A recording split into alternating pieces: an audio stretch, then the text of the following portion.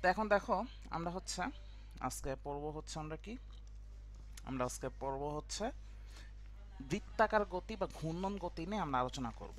আগের দিন হচ্ছে আমরা একমাত্রিক গতি নিয়ে আলোচনা করেছি। আজকে আমরা হচ্ছে ঘূর্ণন গতি নিয়ে আলোচনা করব। ওকে, তো আমাদের ঘূর্ণন গতি কীরকম সিম্পলি চিন্তা করি যে আমাদের হচ্ছে এখানে হচ্ছে একটি অক্ষ আছে, এখানে একটি অক্ষ আছে, এই অক্ষের সাপেক্ষে এই যে একটা বস্তু আমি এখন আঁকবো। আসসালামু আলাইকুম ভাইয়া। হ্যাঁ, ওয়ালাইকুম আসসালাম। এই অক্ষের সাপেক্ষে এই যে বস্তু আমরা দেখতে পাচ্ছি, এই বস্তু হচ্ছে বৃত্তাকার পথে ঘুরছে। ওকে, বৃত্তাকার পথে ঘুরছে। কত কৌণিক বেগে ঘুরছে? ওমেগা কৌণিক বেগে ঘুরছে। ওকে, তো এখন এখানে যে বস্তু আমরা দেখতে পাচ্ছি, এই বস্তু আসলে অনেকগুলো অনেকগুলো কি ছোট ছোট ভরের সমষ্টি। তো আমরা এখানে ধরে নিই এই বস্তু হচ্ছে আমাদের এই যে এখানে M1, M2, M3, এখানে মনে করে রাখলাম M4, এরকম করতে করতে n সংখ্যক এরকম অনেকগুলো ছোট ছোট কণার সমষ্টি হচ্ছে কি আমাদের এই বস্তুর মোট ভর। ঠিক আছে, তো প্রথম কণার ভর হচ্ছে আমাদের M1, দ্বিতীয় কণার ভর হচ্ছে M2, 3 নম্বর কণার ভর হচ্ছে কি M3, এরকম করতে করতে এখানে n সংখ্যক কণা আছে। তো n তম কণার ভর হচ্ছে কত? Mn। এখন তামার এই বস্তুর মোট ভরের পরিমাণ যদি বড় হাতের এম হয়, তো এই জিনিসটাকে আমি আসলে লিখতে পারি কি? লিখতে পারি হচ্ছে এম, বড় হাতের এম সমান সমান কি লিখতে পারবো? লিখতে পারবো হচ্ছে কি M1 plus M2 plus M3, এরকম করতে করতে কত পর্যন্ত যাবে? Mn পর্যন্ত যাবে। আমরা কি এটুকু বুঝতে পেরেছি কিনা, কে একজন বলো তো? জি ভাই। জি হ্যাঁ ভাইয়া। ভাইয়া। আচ্ছা, তো এখন দেখো যেটা হচ্ছে এখানে, তো এই M1 যে কণ আমরা দেখতে পাচ্ছি, এই M1 কণা হচ্ছে ঘূর্ণন অক্ষ হতে R1 দূরত্বে আছে। M1 কণা হচ্ছে ঘূর্ণন অক্ষ হতে আমাদের R1 দূরত্বে আছে। তো আমি এখানে চলো R1 লিখে ফেলি।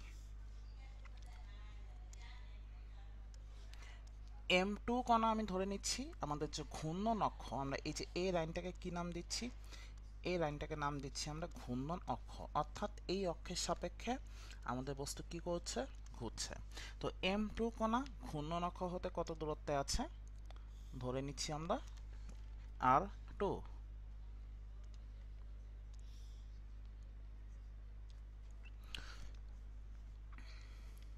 ঠিক আছে, সিমিলারলি আমরা M3 কণা আমরা ধরে নিচ্ছি কি ঘূর্ণন অক্ষ হতে কত দূরত্বে আছে? M3 কণা ঘূর্ণন অক্ষ হতে R3 দূরত্বে আছে। তো এরকম করতে করতে তোমরা আমাকে একজন বলো তো তাহলে M4 কণা ঘূর্ণন অক্ষ হতে কত দূরত্বে আছে? আর R4 ফোর। R4 ভাই। দূরত্বে আছে। তার মানে n তম কণা ঘূর্ণন অক্ষ হতে কত দূরত্বে আছে? n তম কণা আর RN। এন। ঘূর্ণন আরেন অক্ষ, ভাইয়া। হ্যাঁ এই তো হয়ে যাচ্ছে। n তম কণা ঘূর্ণন অক্ষ হতে আর n দূরত্বে আছে। আমি যেখানে লিখলাম কত? Rn। ঠিক আছে, আচ্ছা।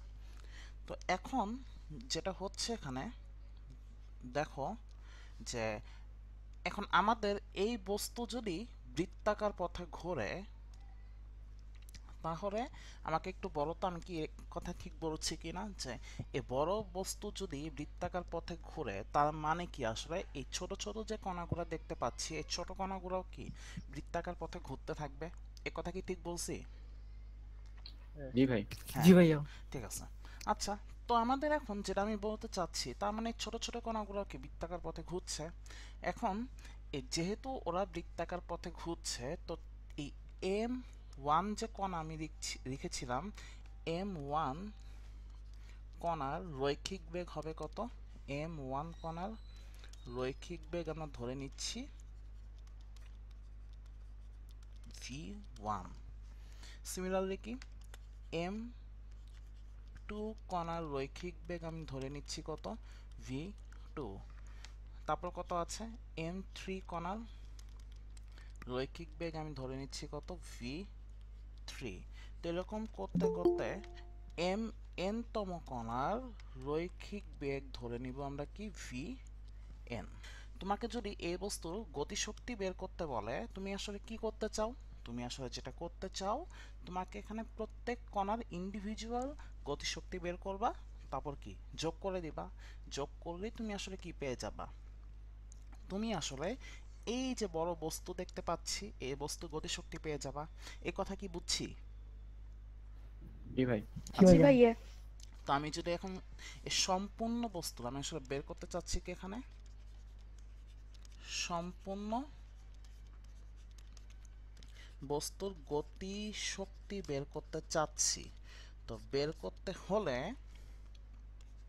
আমরা যেটা করব, আমরা প্রত্যেক কণার ইন্ডিভিজুয়াল গতিশক্তি বের করে যোগ করে দিব। তো আমি লিখতে পারি এখানে ই কে সমান সমান ই কে ওয়ান, অর্থাৎ 1 নাম্বার কণা গতিশক্তি plus E K two 2 number কণা গতিশক্তি plus E K three 3 number কণা গতিশক্তি। এরকম করতে করতে আমরা এখানে লিখতে পারবো কি ই কে এন, অর্থাৎ এন তম কণার গতিশক্তি। ঠিক আছে? তো এখন হচ্ছে আমরা যে কাজটা করবো, আমরা এখন ভ্যালু বসাবো। তো 1 নাম্বার কণার গতিশক্তি কত হবে? Half M one V one square. 2 number কণার গতিশক্তি কত হবে বলো তো কেউ একজন? Half m2 v2 square. Half M two V two square. Similarly 3 number কণার গতিশক্তি কত হবে? Half half m3 M v3 square. আচ্ছা, half M three V three square. তো বুঝতেই পারছি। তো এরকম করতে করতে আমরা যখন এন তম কোণায় পৌঁছে যাব, half M N V N square হয়ে যাবে। ঠিক আছে? ওকে। তো এখন আমাদের এই প্রত্যেক ইন্ডিভিজুয়াল কণাগুলোর রৈখিক বেগ আলাদা আলাদা হলেও আমাদের কৌণিক বেগ কিন্তু প্রত্যেক কণার জন্য সেম। তার মানে আমি যেটা বলতে চাচ্ছি যে এম ওয়ান কণার রৈখিক বেগ হচ্ছে কত? রৈখিক বেগ হচ্ছে আমাদের ভি ওয়ান, কিন্তু কৌণিক বেগ কত?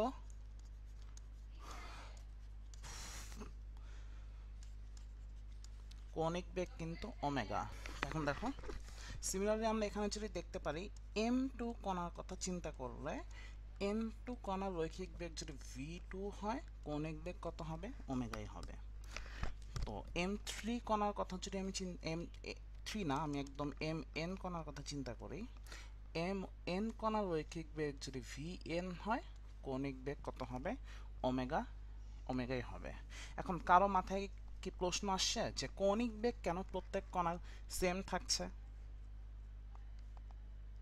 এই কোশ্চেনটা কার কার মাথায় আসছে এবং কেন থাকছে এটা কি কেউ বলতে পারবা? ভাইয়া এখানে বেগ আর দূরত্বের আচ্ছা, অনুপাতে সমান হয়ে যাবে। কাছাকাছি যাচ্ছে।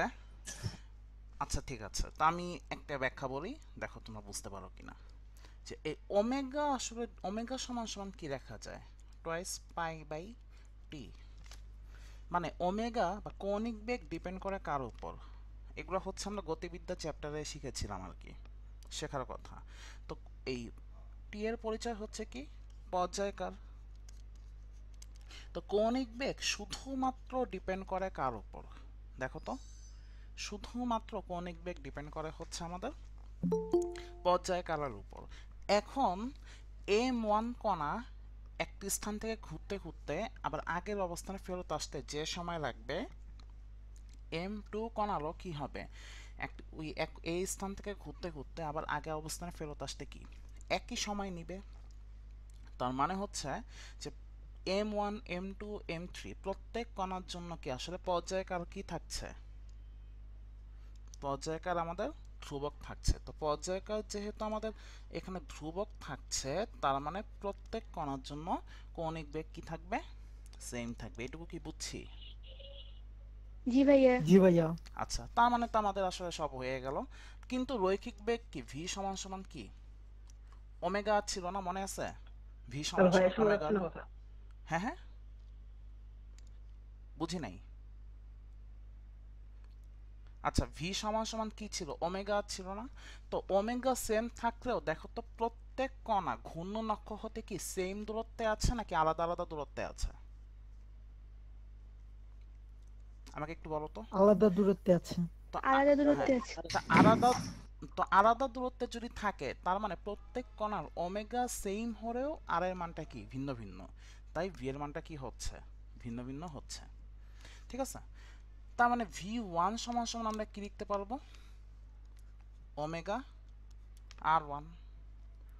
ভি টু সমান সমান লিখতে পারবো কি? Omega R two. এরকম করতে করতে ভি এন সমান সমান আমরা লিখতে পারবো হচ্ছে ওমেগা আর এন। এইটুকু আশা করি সবাই বুঝছি। দেখো তো এইটুকুর মধ্যে কারো কোনো প্রশ্ন আছে কিনা?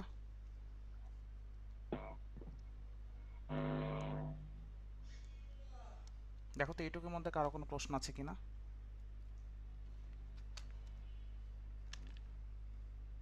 আচ্ছা, কারো কোনো প্রশ্ন নাই? আচ্ছা, তাহলে প্রশ্ন না থাকলে আমরা হচ্ছে মিউট করে ফেলি আর কি। ঠিক আছে, আচ্ছা এখন হচ্ছে আমরা চলে যাই পরের অংশে চলে যাই। তো দেখো আমরা এই যে এখানে V one, V two, V three, V N দেখতে পাচ্ছি। এই প্রত্যেক জায়গায় আমি আসলে কি লিখতে পারবো? ভি ওয়ানের জায়গায় omega R one, V two এর জায়গায় omega R two, V N এর জায়গায় omega R N.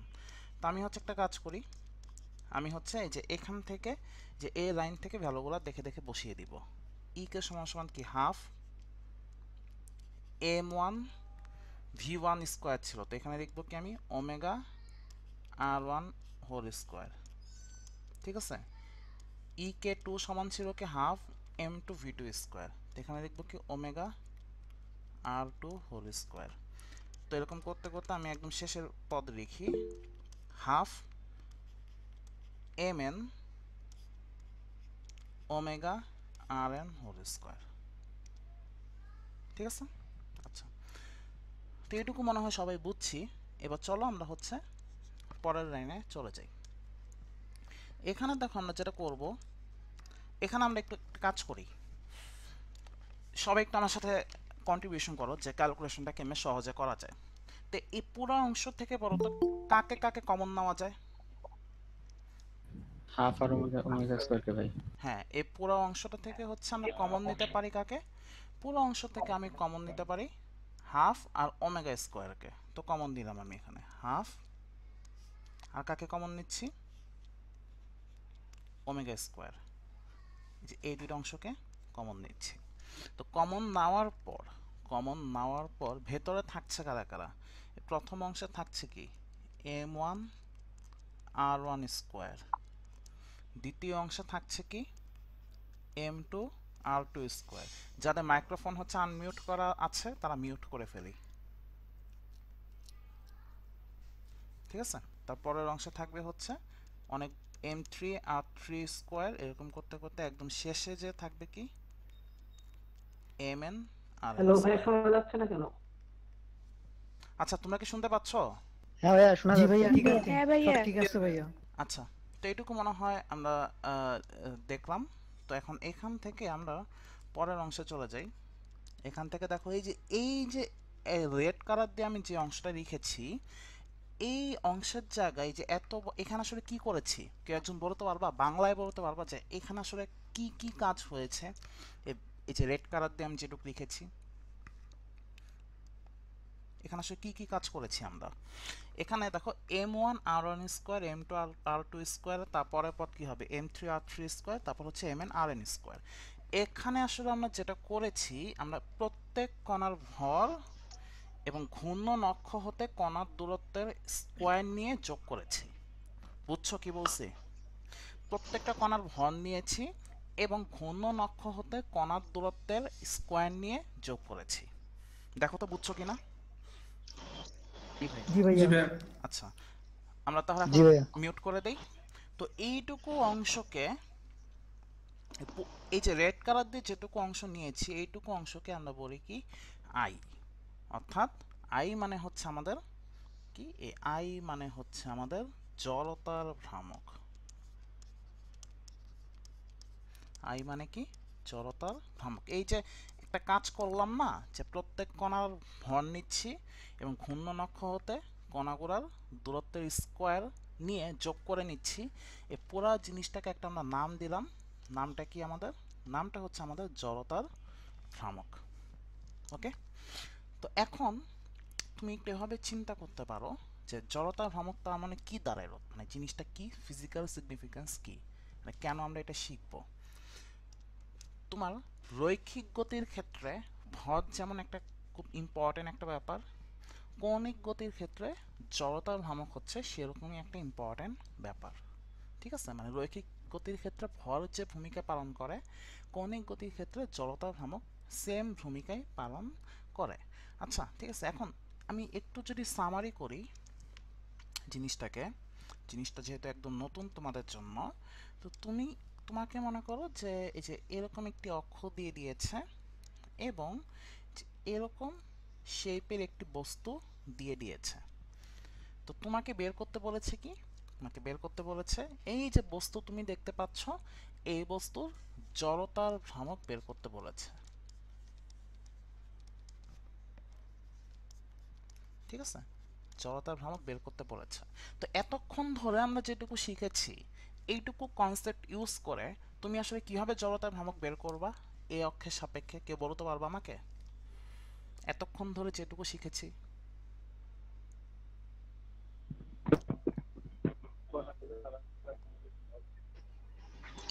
I equal mr square. I equals M R square, হ্যাঁ কাছাকাছি গিয়েছে। দেখো তো আমি যেটা বলি এটা বুঝো কিনা।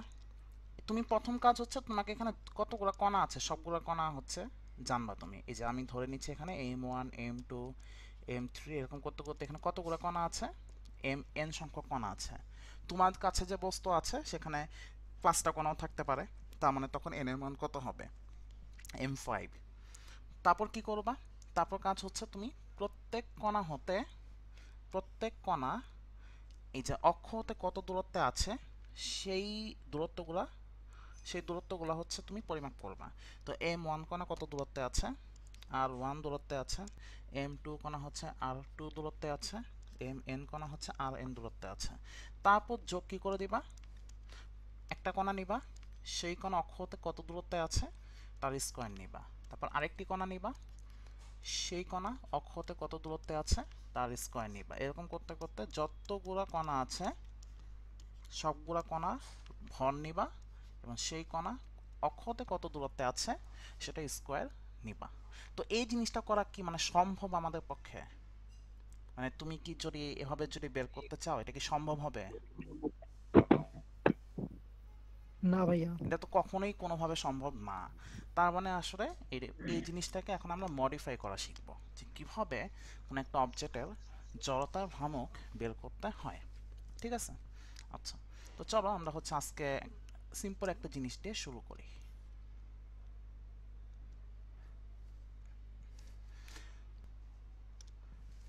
এখন চলো আমরা হচ্ছে বিন্দু ভরের বস্তুর জন্য জড়তার ভ্রামক বের করা শিখি। কিরকম বস্তুর জন্য শিখতে চাই?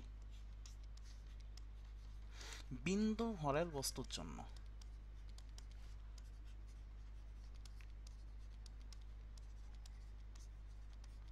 ঠিক আছে, আচ্ছা তো সিম্পলি একটু চিন্তা করো যে আমি যেটা বলছিলাম যে বিন্দু ভরের বস্তুর জন্য আমরা জড়তার ভ্রামক বের করা শিখব।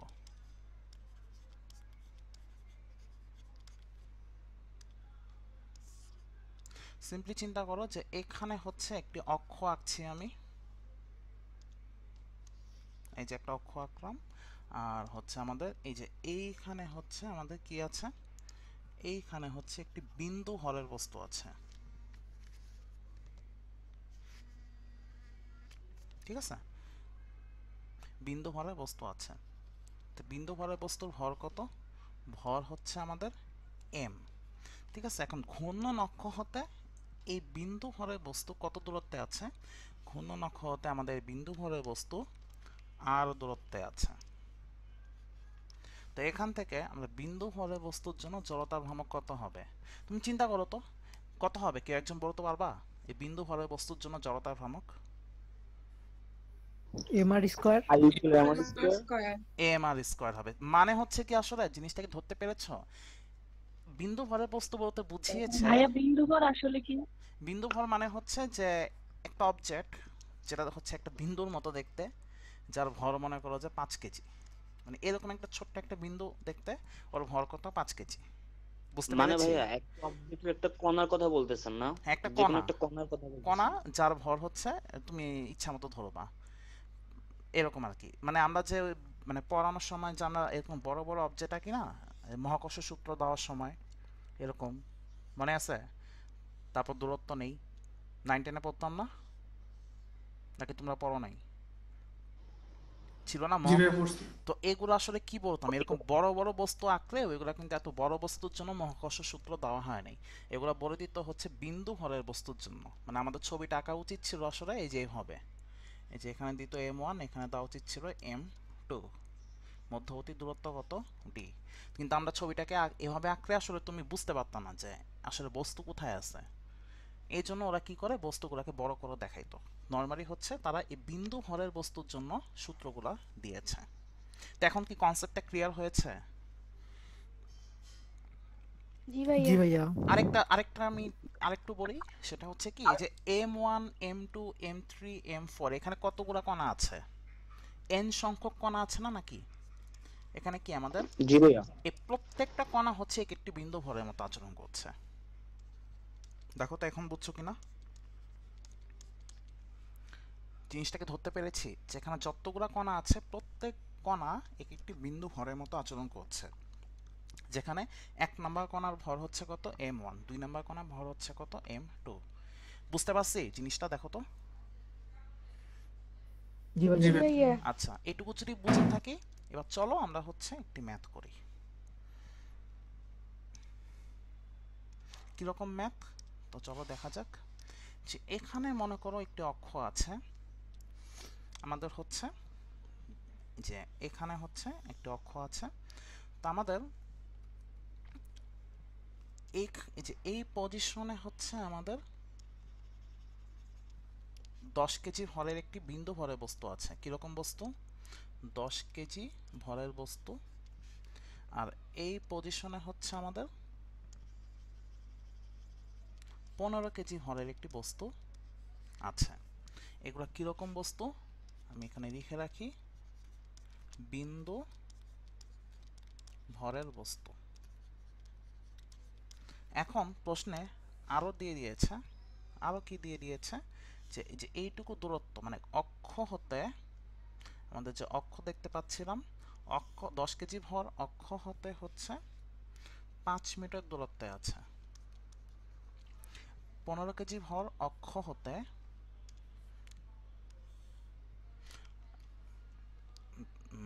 20 মিটার দূরত্বে আছে। ঠিক আছে?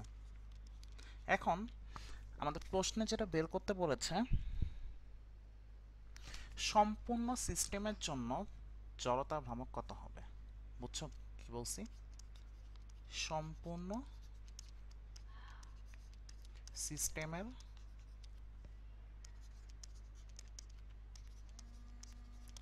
জড়তা ভ্রামক কত হবে।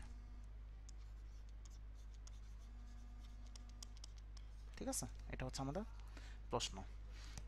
তো এখন পুরা সিস্টেম বলতে আসলে কি বুঝিয়েছে, কেউ একজন আমাকে বলতে পারবা যেখানে সম্পূর্ণ সিস্টেম বলতে কি বুঝিয়েছে?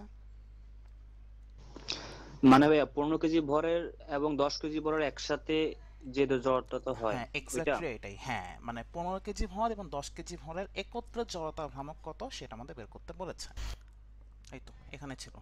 তো আমাদের আসলে যেটা করতে হবে এখন, যে আমরা হচ্ছে এখানে প্রত্যেক বস্তুর জন্য, আমরা এখানে প্রত্যেক বস্তুর জন্য আসলে জড়তা ভ্রামক বের করতে চাচ্ছিলাম। তো আমাদের যদি একটু মনে করার চেষ্টা করি, আমাদের এখানে কে কে ছিল। তো প্রথমে কাজ কি আমাদের, বুঝতেই পারছো যে 10 কেজি ভরের বস্তুর জন্য আমরা জড়তা ভ্রামক বের করব। মানে হচ্ছে আমাদের আই সমান সমান কি লিখতে পারবো, আই সমান সমান আমরা আসলে M1 R1 স্কয়ার। আই সমান সমান লিখতে পারবো হচ্ছে আমরা কি M1 R1 square 1 square plus, এখানে I1 হবে না ভাইয়া? আচ্ছা ঠিক আছে, ও তুমি যখন বললা তখন আর ভেঙে ভেঙে লিখি। মানে কি, প্রথমে I1টা হবে কি 10 কেজি ভরের বস্তুর জন্য জড়তার ভ্রামক, আর I2 হবে কি 15 কেজি বস্তুর জন্য জড়তার ভ্রামক। ঠিক আছে, আচ্ছা। তো এখন M1 কত আমাদের 10 কেজি। M1 ভরের বস্তু ঘূর্ণ নক্ষ হতে কত দূরত্বে আছে? ঘূর্ণ নক্ষ হতে হচ্ছে 5 আমাদের meter. 5 মিটার দূরত্বে আছে। তো R1 হচ্ছে কত? 5 মিটার। M2 কত আমাদের? 15 কেজি। এবং M2 ভরের বস্তু ঘূর্ণ নক্ষ হতে কত দূরত্বে আছে? 2 আর meter. 2 দূরত্বে আছে। তো I সমান সমান কি হবে? I1 plus I2। আমরা মাইক্রোফোনগুলো এখন তার মিউট করে দেই। তো আমরা এখানে লিখতে পারি কি I1 সমান সমান লিখতে পারবো কি M1 R1 স্কোয়ার, I2 সমান সমান লিখতে পারবো কি M2 R2 স্কোয়ার। এখন দেখো M1 জানি, R1 জানি, M2 জানি, R2 জানি, আমি কি বের করতে পারবো আসলে? আমি কিন্তু I1 আর I2 বের করতে পারবো। এবং I1 আর I2 যদি আমি যোগ করি তাহলে আমরা কি বের করতে পারবো? সম্পূর্ণ সিস্টেমের জড়তার ভ্রামক। জড়তার ভ্রামক বের করতে পারবো। ঠিক আছে, আচ্ছা। এবার হচ্ছে আমরা হচ্ছে আরেকটি অঙ্কে চলে যাই। আরেকটি অঙ্ক না, আমি আসলে এখন হচ্ছে একটি প্রমাণে চলে যাব। খুবই সহজ একটি প্রমাণ, আমরা এই প্রমাণে চলে যাব। ঠিক আছে, আচ্ছা। তো প্রমাণটা হচ্ছে কি, আমরা এখন বের করতে চাই কোন একটা বৃত্তাকার রিং এর জন্য জড়তার ভ্রামক কত। বৃত্তাকার রিং এর জড়তার ভ্রামক। তা আমরা মনে হয় সবাই রিং দেখেছি নাকি? জি। সবাই মনে হয় দেখেছি। তো দেখো রিং এর জড়তা ভ্রামক সবচেয়ে সহজ। আমাদের যতগুলো টপিক আছে এর মধ্যে সবচেয়ে সহজ হচ্ছে আমাদের বৃত্তাকার রিং এর জড়তা ভ্রামক বের করা। তো আমি একটা কাজ করি যে এখান থেকে আমি একটি রিং নিয়ে নিই। এই যে দেখো এই জিনিসটাকে কার মতো লাগছে? রিং এর মতো লাগছে। তো ঠিক আছে, তো এখন এখানে যেটা বলবো আমি, যে এখানে দেখো আমি যেটা বলতে চাচ্ছি, খেয়াল করে দেখো যে এখানে এই রিং এর সেন্টার কোথায় আছে? একদম মাঝখানে আছে। ঠিক আছে, তো আমি আগে সেন্টার এঁকে নেই। তো এই রিং এর ব্যাসার্ধ কত? এই রিং এর রেডিয়াস হচ্ছে কত? আর। এখন তোমরা আমাকে বলো যে এই রিংটা আসলে কতগুলো কণার সমষ্টি আসলে? দেখো এই যে এই কণার অনেকগুলো কণার সমষ্টি, তো এখানে একটা, হ্যাঁ, N n সংখ্যক কণার সমষ্টি। আমরা কিন্তু আসলে n এর মানটা জানি না। আমি একটু বলে নিই যে এই সম্পূর্ণ, আমি একটা জিনিস আগে একটু ধরে নিই যে সম্পূর্ণ রিং এর ভর কত? সম্পূর্ণ রিং এর ভর হচ্ছে m। ঠিক আছে, আচ্ছা। এই রিংটা হচ্ছে কি n সংখ্যক কণার সমষ্টি। তো দেখো তো এই কণাটা আমাদের হচ্ছে m1। তো m1 কণা দেখো তো রিং হতে কত দূরত্বে আছে? R1 দূরত্বে। R1 দূরত্বে আছে, কিন্তু আমরা এখানে মানে ব্যাসার্ধের সমপরিমাণ দূরত্বে আছে কিনা এটা একটু বলো তো আমাকে। এই M1 কণা ব্যাসার্ধে কি সমপরিমাণ দূরত্বে আছে? জি। জি ভাইয়া। তো পাশের কণাটাকে আমি ধরলাম কত? M2। তো আমাকে বলো তো ভাইয়া M2 কণা এই কেন্দ্র হতে কত দূরত্বে আছে? R দূরত্বে। R দূরত্বে আছে। এই M2 কণা হচ্ছে কেন্দ্র হতে কি R দূরত্বে আছে। তো আমি এখানে যদি লিখে ফেলি এটুকু দূরত্ব কত? R2। তো এবার হচ্ছে তোমরা বুঝে যাচ্ছ আমি অনেক যে কথা বলতে চাচ্ছি। তো এখানে মনে করো যে আরেকটি কণা আমি নিলাম M3 কণা। বলো তো M3 কণা কেন্দ্র হতে কত দূরত্বে আছে? R দূরত্বে। R দূরত্বে আছে। আমরা আসলে R2 লেখার কোনো দরকার নেই, আমরা এখানে কি লিখবো? আমরা এখানে শুধু R লিখি। ঠিক আছে, R দূরত্বে আছে। তো আমি এভাবে যদি n-তম কণা নিই, এই n-তম কণা কেন্দ্র হতে কত দূরত্বে আছে? R দূরত্বেই থাকবে। জি ভাই। ঠিক আছে, তো আমি জড়তা ভ্রামকের সূত্র কি শিখেছিলাম? I সমান সমান একদম শুরুতে শিখেছিলাম কি MR M1 R1 স্কোয়ার।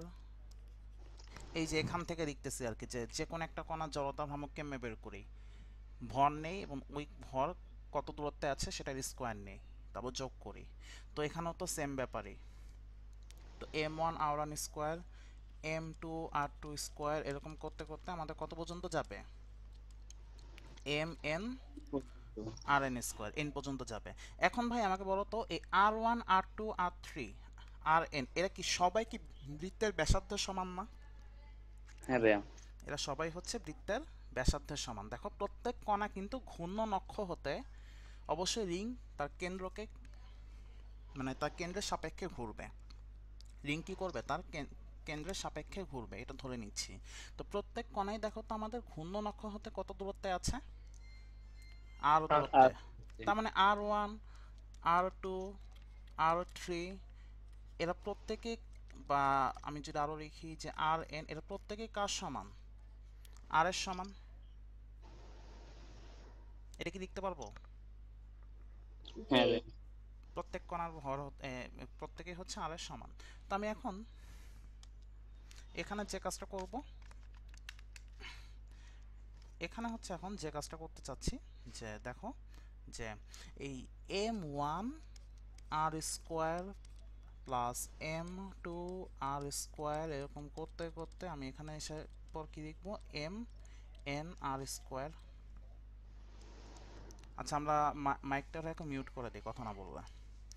তো তাহলে তো এখানে যেটা হচ্ছে এখন, এখানে যে আমি এখানে এই এই আর হচ্ছে কমন, আর স্কোয়ার যদি আমি এখানে কমন নেই, কমন নেওয়ার পর যেটা থাকবে যে m1 প্লাস m2 প্লাস এখান থেকে থাকবে হচ্ছে কি mn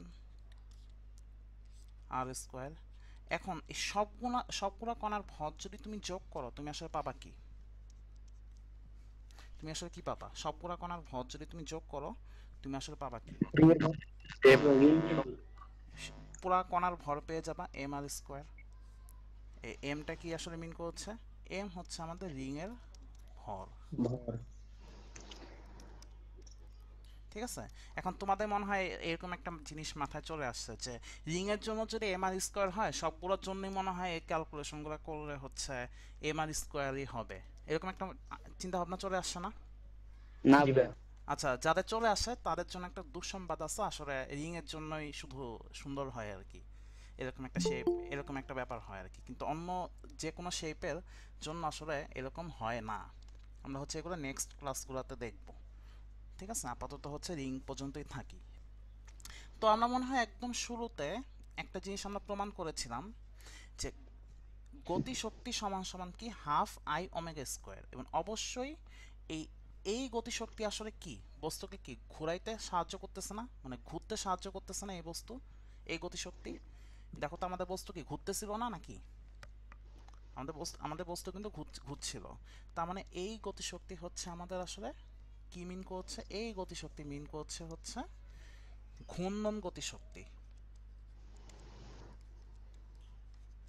ঠিক আছে, এই গতিশক্তি মিন করছে কি? ঘূর্ণন গতিশক্তি। আচ্ছা এতক্ষণ ধরে আমি যেটুকু দেখাইছি, দেখো তো এর মধ্যে কোনো কারো প্রশ্ন আছে কিনা? এতক্ষণ ধরে যা যা দেখাইছি এর মধ্যে কারো কোনো প্রশ্ন আছে কিনা একটু বলো তো।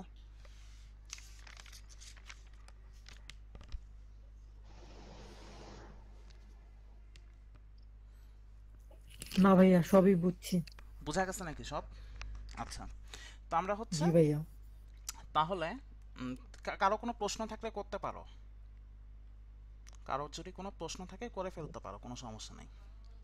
ভাইয়া আমি প্রথম দিন জয়েন হতে পারি নাই, কিছু মিস করছি, ওটা কি আবার রিপিট করে দেবে? মিস যেগুলো করেছো যে এই জায়গাগুলা, একেবারে প্রথমে। আচ্ছা এখানে যারা মিস করেছো আমরা তো ভিডিওটা দিয়ে দিব একটু পর, তো তখন নাকি দেখে নিও নাকি? ঠিক আছে ভাই, ভালো। হ্যাঁ ভিডিওটা হচ্ছে দিয়ে দিব তো।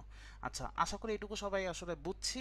তো আমরা নেক্সট দিন হচ্ছে যেটা করব, আমরা নেক্সট দিন হচ্ছে বিভিন্ন শেপের বস্তুর জড়তার ভ্রামক বের করা শিখব।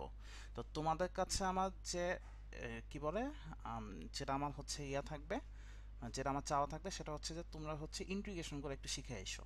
তো আমি তাও সিম্পল কিছু ইন্টিগ্রেশন দেখাই দিচ্ছি যে এই সূত্রটা আমাদের কিন্তু কাজে লাগবে। x পাওয়ার n dx x পাওয়ার n প্লাস ওয়ান প্লাস হচ্ছে n প্লাস ওয়ান তো আমাদের কিন্তু নেক্সট দিন হচ্ছে ইন্টিগ্রেশন কাজে লাগবে। তো ইন্টিগ্রেশন নেক্সট দিন একটু দেখে এসো। সবাই তো মনে হয় পারো, ফিজিক্সের জন্য যেটুকু দরকার এটুকু তো মনে হয় সবাই পারি। জি ভাই। তো আমরা হচ্ছে নেক্সট দিন হচ্ছে ইন্টিগ্রেশন নিয়ে কাজ করব। তো আজকের মতো আমরা এখানেই শেষ করি। সবাই ভালো থেকো। আসসালামু আলাইকুম।